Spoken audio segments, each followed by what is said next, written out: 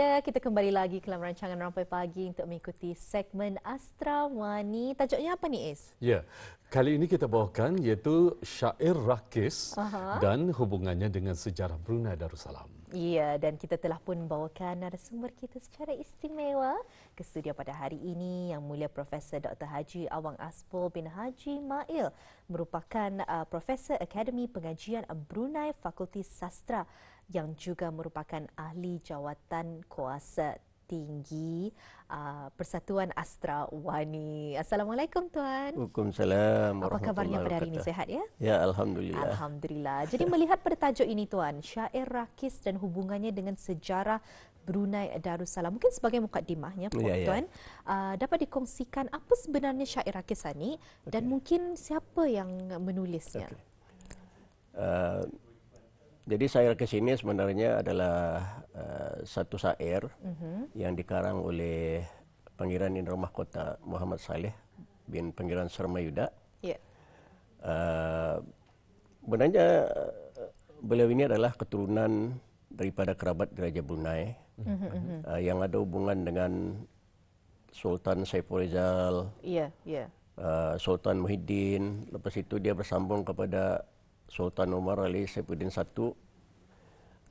Jadi Pangeran Shah Bandar Muhammad Saleh ini, ayahnya Pangeran Saifuddin telah pergi ke Sambas. Dan di Sambas dia berkahwin sama putri Sambas. Lepas itu lahir Pangeran Indra Mahkota Muhammad Saleh. Tapi Pangeran Saifuddin ini kalau ikut rekod yang saya baca itu, kemudian menukar namanya menjadi Pangeran Sarmayuda. Jadi semasa pemerintahan Sultan Kanjul Alam, Pangeran Indra Mahkota ini telah dipanggil oleh Baginda kerana mau dikurniakan gelaran. Jadi itulah gelaran tadi itu, gelaran awal asalnya ialah Pangeran Indra Mahkota. Tetapi lepas itu bila dia balik ke Brunei, dipanggil oleh Sultan Abdul Mumin, dia kemudian naikkan pangkat menjadi Pangeran Shah Bandar Muhammad Saleh. Jadi beliau ini sebenarnya adalah kumpulan Ksatria. Kerana dalam sistem pentadbiran Brunei ada selepas Sultan, Wazir, Ksatria, Menteri. Jadi Pangeran Indra Mahkota ini sebenarnya adalah golongan Ksatria. Ya, ya. Jadi apabila dia dipanggil ke Brunei, dia dilantik menjadi Gubernur Sarawak pada tahun 1824. Jadi kalau kita melihat laporan-laporan yang dibuat oleh Barat seperti James Rock dan pegawai-pegawainya, beliau adalah seorang yang ada intelektual. Betul? Orang yang berpelajaran lah pada masa itu. Dia tahu tentang undang-undang, tentang adat, tentang perdagangan.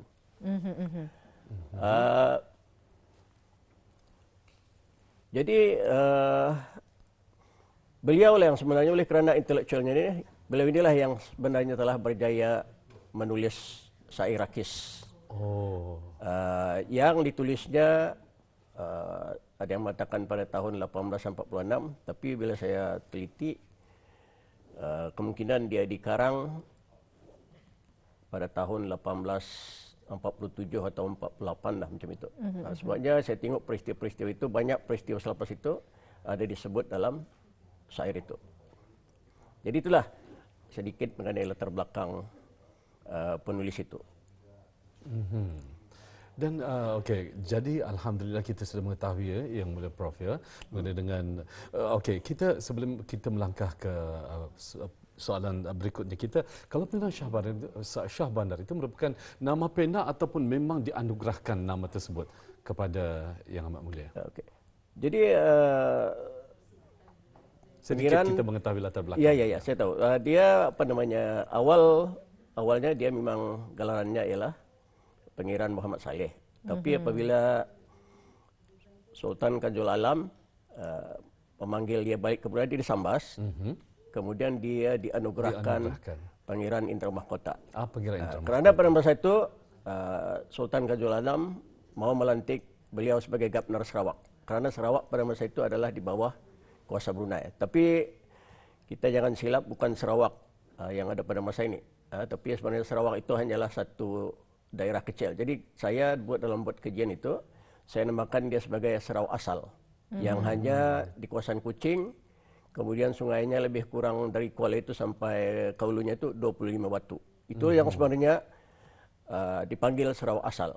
Bukan Sarawak yang ada pada masa ini, yang selepas ia dikuasai oleh keluarga Brok itu. Jadi pengirian Sabandar apabila dia ada krisis lah, nanti saya akan bincang nanti itu, ada krisis sama Brok apa itu ini, jadi dia pun dipanggil oleh Sultan Abdul Mumin ke Brunei. Jadi Sultan Abdul Mumin ini dia memerintah 1852 sampai 1885. Jadi dia panggil Pangeran Sabandar Muhammad Saleh ke Brunei.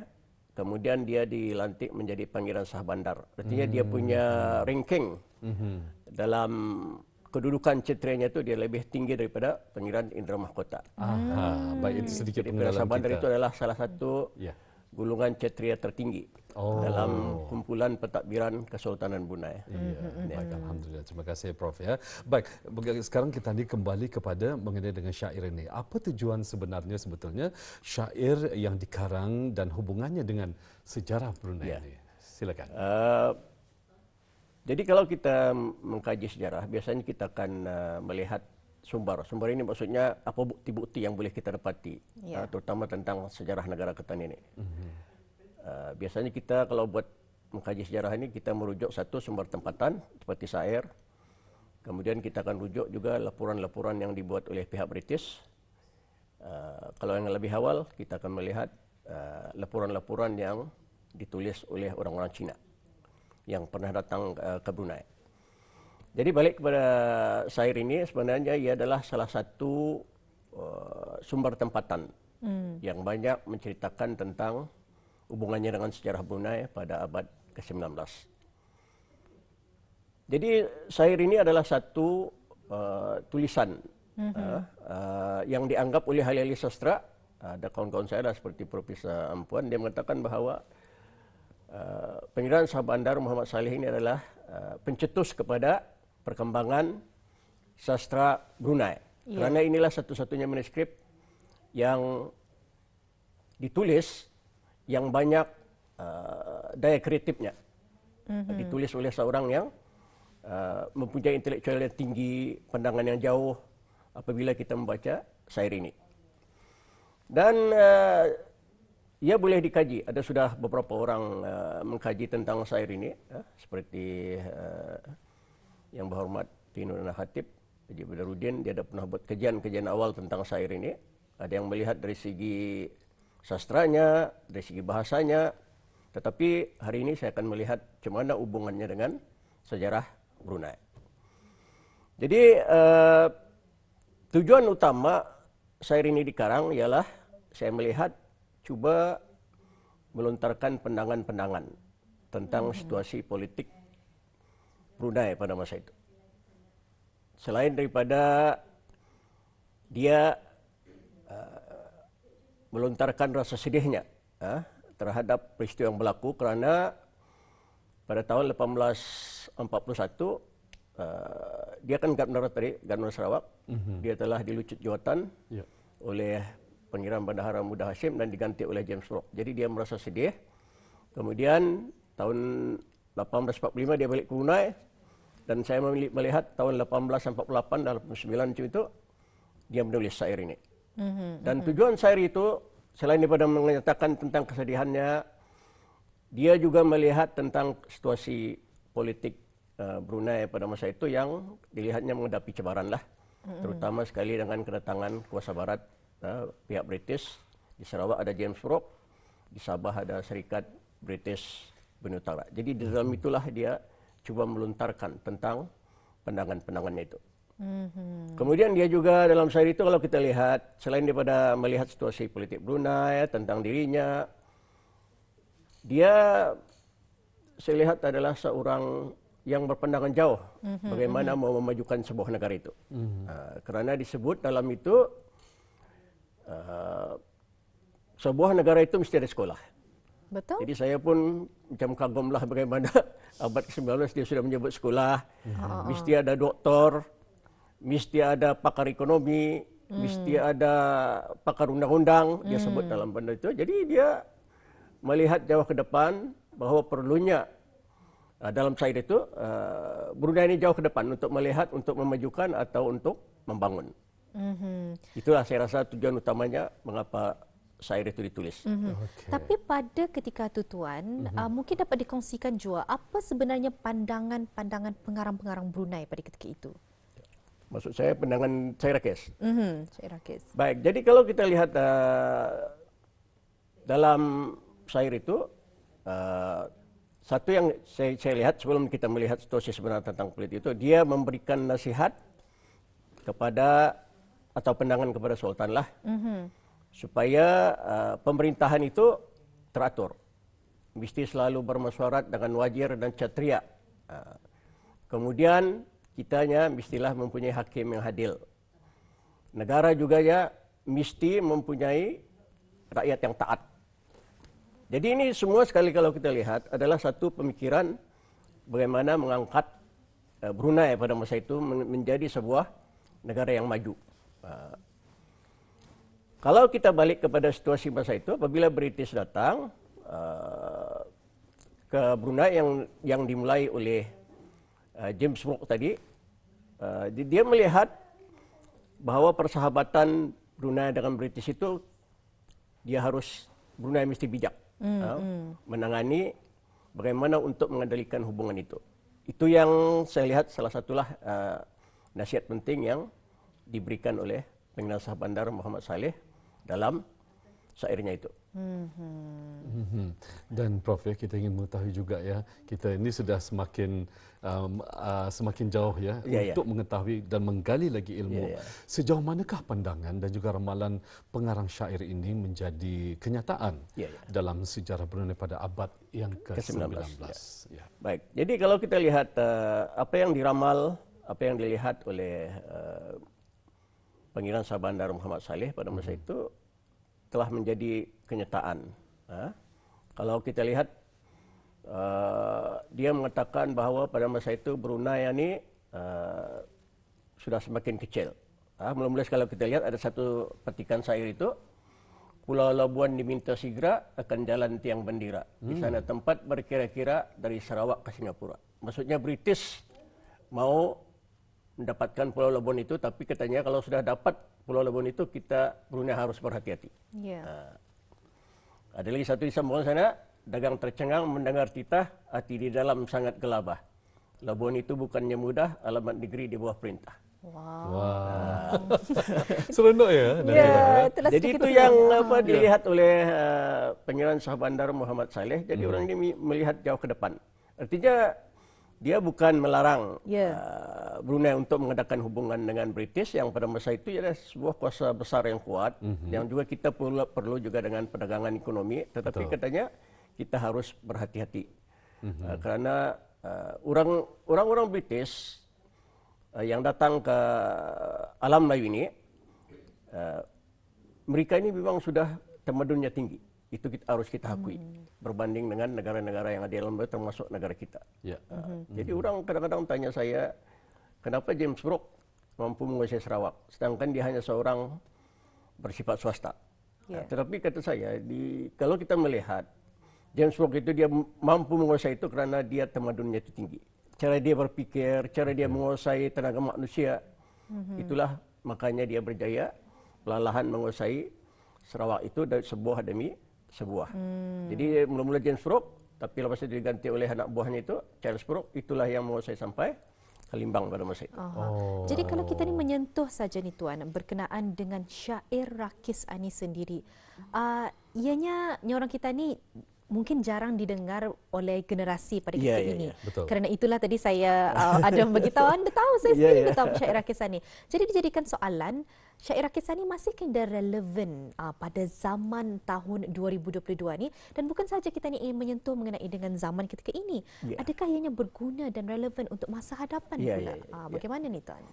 Jadi kalau kita melihat kandungan syair Rakis itu, saya melihat banyak aspek boleh kita gunakan untuk masa depan atau hubungannya dengan Majelis Islam Raja. Betul. Jadi kalau kita lihat di sana dia menekankan tentang pentingnya rakyat itu taat kepada raja itu.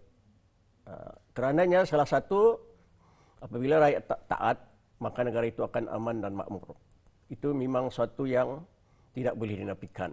Jadi walaupun ini sudah abad 19 tapi kalau di-apply pada masa ini masih boleh kita gunakan.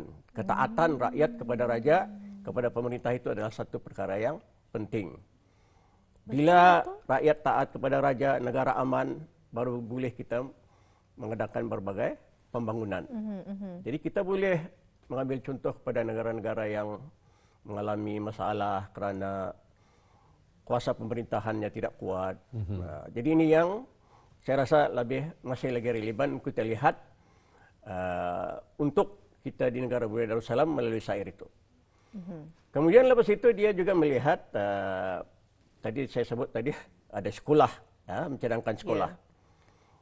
Saya rasa ini pendidikan ini dia melihat jauh ke depan. Sekolah ada tercatat dalam buhubnya. Buhub itu artinya tercatat dalam buku. Buhub itu penting. Buhub itu bahasa Brunei artinya buku. Buhub. Bahasa Brunei buku. Bahasa Brunei. Buhub. Ada tercatat dalam buhub. Masih kena pakai masa ni? Masih kena pakai buhub? Orang jenazah tidak tahu lagi itu. Buhub itu adalah buku sebenarnya. Jadi dia melihat pentingnya buku itu. Jadi kalau kita lihat Pengiran Shah Bandar Muhammad Saleh bahawa dia melihat pendidikan itu penting kepada sesebuah negara. Dia sudah melihat bagaimana keadaan pada masa itu. Dan saya melihat dia masih dapat dipakai, relevan. Betul. Kalau kita lihat di zaman Sultan Umar Ali Saifuddin, ayahanda kepada Kebawah Duli, sampai zaman Kebawah Duli yang pada masa ini, kita lihat bagaimana Baginda berdua membangun sistem pendidikan Brunei ini. Jadi kalau kita hubung dengan Syed Rakis itu, walaupun dia tidak mengambil daripada sana, tapi dia selaras dengan pemikiran yang terdapat dalam Syed Rakis bahawa pembangunan pendidikan itu adalah satu perkara yang penting kepada sesebuah negara. Kalau kita lihat Sultan Umar Saifuddin, dia adalah orang yang pertama mengadakan sekolah rendah di negara kita. Ini satu sumbangan yang paling besar nih saya rasa. Betul. Sekolah rendah ini. Bagaimana dia membangun, dia mewujudkan kerana semata-mata untuk memberikan pendidikan kepada generasi Brunei. Kemudian Baginda juga mengasaskan sekolah Arab tahun 1966, mengadakan sekolah Inggris, kemudian disambung oleh Kebawah Duli lagi dengan mewujudkan bukan saja dari peringkat rendah tetapi sampai ke peringkat universiti. Jadi kalau kita lihat pandangan Syed Rakis itu dari segi itu, saya rasa dia masih lagi dapat diselaraskan dengan abad ke-21 ini. Jadi sebenarnya banyak aspek boleh kita bincang lagi dalam itu. Betul. Kemudian kalau kita kait sikitlah dengan konsep Melayu Islam Raja. Di dalam itu pun bila saya teliti ada hubungan dengan konsep Melayu Islam Raja yang telah pun distarkan oleh Kebawah Duli semasa pencapaian kemerdekaan. Ketaatan kepada raja itu adalah konsep Melayu Islam Raja. Kemudian sistem pemerintahan yang teratur, adanya pembesar-pembesar yang kreatif, adanya pakar ekonomi, pakar undang-undang, semua disebut di dalam itu yang kalau kita lihat adalah pengukuhan kepada konsep Melayu Islam Raja Brunei itu sendiri. Itulah sedikit sebanyak yang dikongsikan berkenaan dengan tajuk kita Syair Rakis dan hubungannya dengan sejarah negara Brunei Darussalam. Kami di Rampai Pagi ni tuan tidak lupa ingin mengucapkan ribuan terima kasih di atas berkesudian untuk datang ke Rampai Pagi. Kita ni berbincang mengenai dengan Syair Rakis dan saya tahulah sekarang Syair Rakis satu apa. Insya-Allah kita akan bersua lagi dalam kesempatan. Assalamualaikum. Waalaikumsalam warahmatullahi wabarakatuh.